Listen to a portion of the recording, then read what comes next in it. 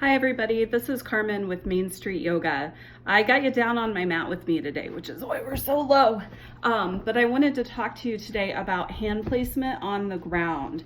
And so I really wanted you to have a clear picture of my hands on the mat so that you can follow along and notice the subtle nuance of what we're going to be talking about today.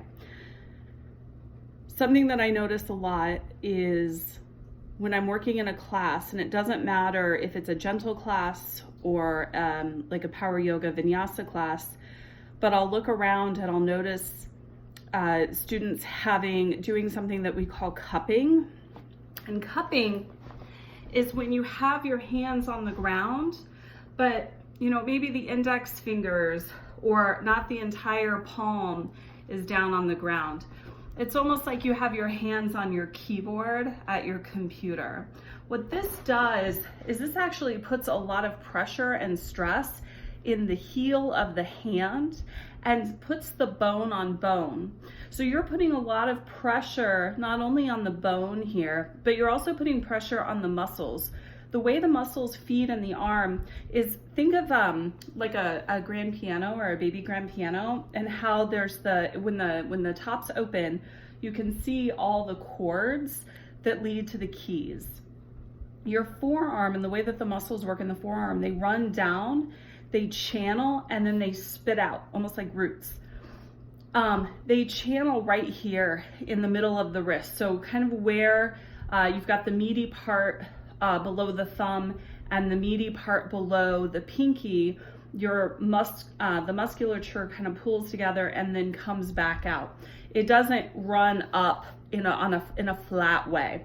And so when you're putting pressure here in the heel of the hand, you're actually cutting off circulation, and you're impinging the ability to fully grip and utilize. What we want to do when we're working with the ground and we've got our hands down in the ground is we want to give ourselves as much of a foundation as possible. So you want to consider the entire outside of the palm as a place to connect to on the ground.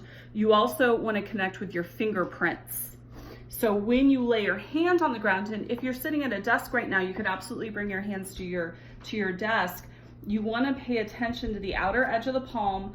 Put that down. Imagine as though your palm is a suction cup, and then place the fingers down, and you want to have a little bit of a grip in your fingerprints so that you are creating a broader foundation with your hands on the ground.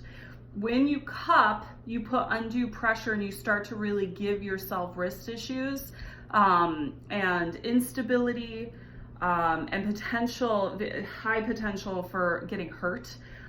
As opposed to when you spread your fingers wide, grip with the edges of the palm, and create almost a suction cup with the hands.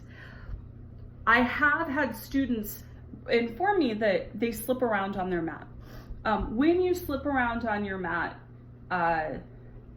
sometimes it's, if you're working with, kind of your TJ Maxx mat, sometimes people just work with sweatier palms than others. There's a lot of different things that can be contributing to that. But what I would challenge you to try, if that is the case for you, is ever so slightly, or this can also work if you're still getting pressure in the heel of the hand, is slightly externally rotate the hands so that your thumb and your index finger are not so much pointed at each other like they're making a triangle, but they're pointed up, like if you were to put them together, you're making a W. That way, you're going to shift the work into the index finger or the thumb, and you can grip with the index finger and the thumb and shift some of the work out of the heel of the hand there. So play with that. Let me know what you think and report back. Thanks. Bye.